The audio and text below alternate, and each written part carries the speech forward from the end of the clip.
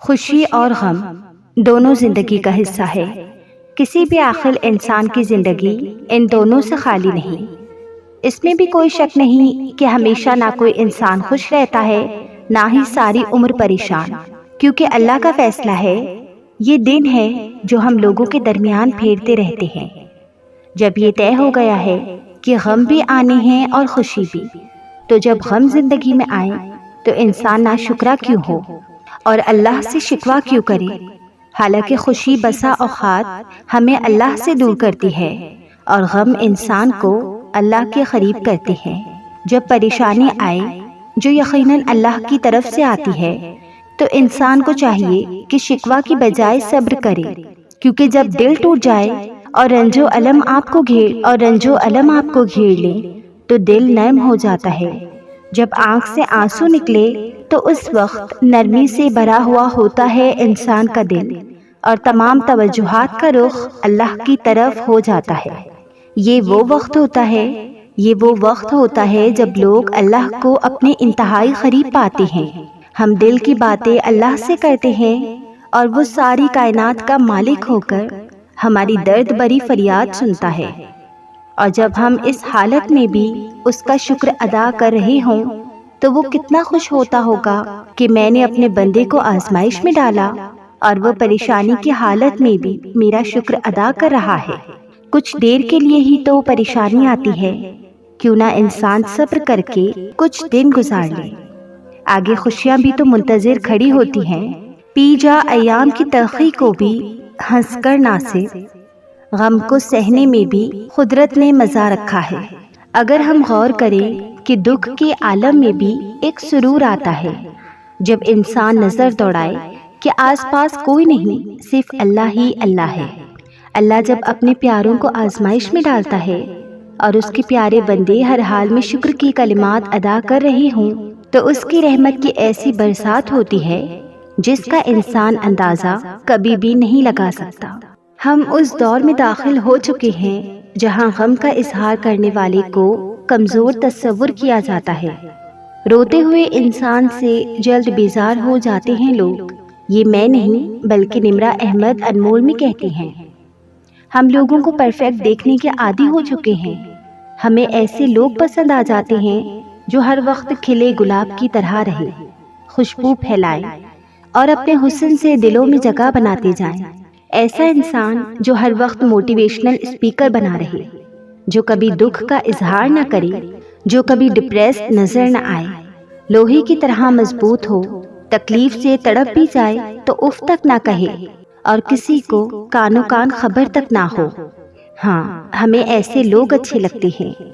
غم کا اظہار تو حضرت یعقوب نے بھی کیا تھا، روتے تو وہ بھی بہت تھے، لیکن اللہ نے ان کے صبر کی تعریف کی، بلکہ صبر جمیل کہا۔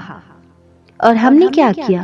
ہم نے مضبوط رہو کہ اتنی رٹ لگائی کہ لوگ اپنی تکلیف، اپنی محرومیاں، اپنی اذیتیں چھپانے لگے، اندر ہی اندر ان کا انبار لگانے لگے، تنہائی میں جل جل کر خود کو راکھ بنا لیا۔ زبردستی کی مسکراہٹ، زبردستی کے کہکہے، زبردستی کی خوشی کا ڈھونگ رچانا پڑا، کیونکہ ہمیں ڈرا دیا گیا ہے، رونا نہیں ہے، اپنے غم کی تشہیر نہیں کرنی، اللہ سے کہو، اللہ سے باتیں کرو۔ اللہ کے بندو، اگر انسان دوسرے انسان کے لیے ضروری نہ ہوتا تو نہ محلے بنتے، نہ گاؤں، نہ شہر، نہ ملک، نہ یہ دنیا ایک ساتھ ہوتی، نہ ہماری ضرورتیں ایک دوسرے سے منسلک کی جاتی، نہ لین دین کا سلسلہ ہوتا، نہ تجارت، کاروبار، رشتہ داریاں ہوتی۔ تم لوگ کیا سمجھتے ہو اللہ نے ایسے ہی سسٹم بنا دیا ہے؟ کیا وہ کوئی ایسا نظام نہیں بنا سکتا تھا جہاں انسان کو انسان کی ضرورت ہی نہ پڑتی؟ ہر فرد اپنے زور بازو پہ ہر کام کرتا۔ بے شک اللہ تو ہر چیز پر قادر ہے۔ ایسی کائنات تخلیق کر سکتا تھا جہاں کسی زیروح کو کسی دوسری زیروح کی چاہت نہ ہوتی۔ اللہ نے ہمیں ایک لڑی کی صورت میں پیدا کیا۔ لڑیاں توڑنے کو تمہیں کس نے بولا ہے؟ تمہارے دور کے فلسفوں نے، تمہارے دور کے اسپیکرز نے، تمہارے دور کی کتابوں نے بھری دنیا میں انسان کو اکیلا کر کے رکھ دیا ہے۔ لوگ ڈپریشن میں مر رہے ہیں، کوئی اپنا دل چیر کر اپنے زخم دکھاتا ہے اور تم مایوسی کے فتوے لگاتے ہو اس پر، تم موٹیویشنل اسپیکر بن جاتے ہو، دوست نہیں بنتے، ہاتھ نہیں تھامتے، تھپکی نہیں دیتے، گلے نہیں لگاتے، ہر وقت مضبوط بنوں کا چورن بیچتے ہو۔ تھکے ماند لوگ کدھر جائیں، ٹوٹے دل والے کس طرف کا رخ کریں، اپنی آہیں سسکیاں کہاں تک دبائیں، کس کو پکڑ کر بولیں کہ ہمیں سن لو، صرف تھوڑا سا سن لو، چند لمحے ہمارے پاس بیٹھ جاؤ۔ کس سے فریاد کریں گی؟ اللہ سے۔ اللہ تو پہلے ہی جانتا ہے۔ اللہ زمین پر آ کر آنسو صاف نہیں کرے گا، گلے نہیں لگائے گا، ہاتھ نہیں تھامے گا۔ اللہ نے تو تم انسانوں کو یہ فرض سونپا ہے۔ جب تم ڈرنے کی بجائے دعا کرتے ہو نا، تب یقین کے معجزے رونما ہوتے ہیں۔ جب تمہارا ٹوٹا ہوا دل اللہ رب العزت سے التجائے کن کرتا ہے نا، تب عرش سے مدد کے ذریعے بنتے ہیں۔ قبولیت کی صدا تب آتی ہے جب تم دنیا کے پیدا کیے گئے وسوسوں کو رد کر دیتے ہو۔ وہ اپنے کرامات تب دکھاتا ہے جب تم صرف اس سے امید رکھتے ہو۔ اللہ رب العزت جانتا ہے وہ دکھ بھی جن کا تم خود سے بھی ذکر نہیں کرتے۔ سنو وہ تو تم میں ہی رہتا ہے جسے رات دن تم آسمانوں میں ڈھونڈتے ہو۔ تمہاری یہ آزمائش طویل اسی لیے ہے کہ تم درد میں ہی اللہ رب العزت کو پکارتے ہو۔ تم امتحان کے دوران ہی اس کے در پر اپنے پورے من سے مخلصی کے ساتھ حاضری لگاتے ہو۔ اللہ رب العزت کیسے نہیں دے گا تمہیں وہ جس کے لیے تم سجدوں میں آہیں بھرتے ہو۔ اللہ رب العزت تمہیں اپنی محبت تک لانے کے لیے تمہیں اس سے آزماتا ہے جس سے تم محبت کرتے ہو۔ اور اگر اللہ رب العزت کی رضا شامل نہ ہوتی تو کیوں تمہاری زبان ایک ہی دعا کو بار بار دہراتی؟ کیوں پھر تمہاری تڑپ اس چیز کے لیے سب سے زیادہ بڑھ جاتی؟ دعاؤں سے مقدر بدلنے کا وعدہ خود اللہ رب العزت نے کیا ہے۔ بے شک وہ اپنے وعدوں کا بڑا پاسدار ہے۔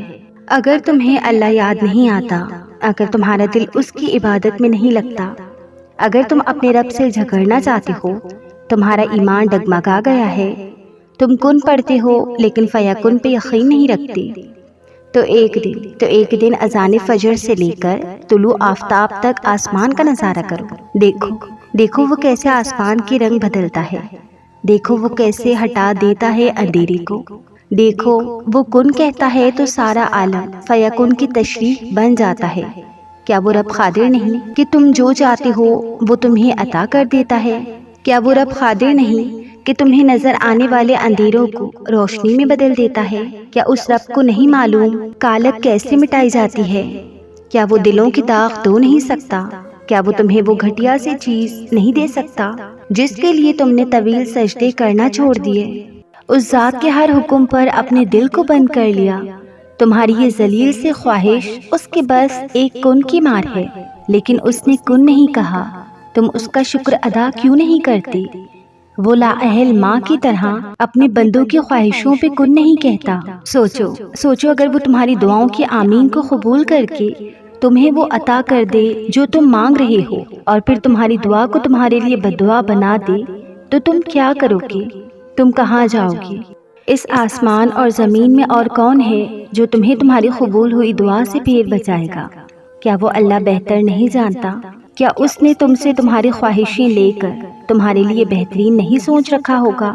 وہ تو اپنے دیے گئے مال میں سے جب لیتا ہے تو کہتا ہے اللہ کو قرض دو، پھر وہ تمہاری خواہش لے گا تو تمہیں رول دے گا، وہ تمہیں تنہا نہیں چھوڑے گا۔ ایک دفعہ اس پہ یقین رکھ کے تو دیکھو، ایک دفعہ اس پر یقین کر کے تو دیکھو۔ یوسف کو 11 بھائیوں میں سے اللہ نے نکالا، یعقوب کی آنکھوں کی بینائی چلی گئی، لیکن اللہ نے صبر کروایا، اور پھر صبر کا پھل کیسا دیا۔ جب یوسف اپنے بھائیوں کے سامنے آئے تو شاہ مصر تھے۔ اللہ کی مصلحتوں کو تم نہیں جان سکتے ہو۔ اس نے یونس علیہ السلام کو مچھلی کے پیٹ میں زندہ رکھا۔ وہ اس ذات کے پیارے نبی تھے، نبی بھی آزمائے گئے۔ تم تو ایک عام سے انسان ہو، تم اللہ اللہ کرتے ہو تو وہ تمہیں آزمائے بغیر چھوڑ دے گا؟ وہ تم سے لیے بغیر تمہیں چھوڑ دے گا؟ نہیں، وہ تمہیں آزمائے گا۔ بس تم یقین رکھو، وہ دیتا ہے شکر کرو، وہ لیتا ہے صبر کرو۔ انتہا پہ نہ جاؤ، انتہا پہ جانا اسے بھی آتا ہے۔ وہ اندھیری رات اسی کے قبضے میں ہے جس کی کبھی صبح نہیں ہوئی۔ رب سونا دلی خوشیاں عطا کرے جن کا شمار ناممکن ہو۔ سدا خوش و سلامت رہو۔ اللہ تعالیٰ آپ پر اپنی رحمت کا نزول فرمائے۔ آمین ثم آمین۔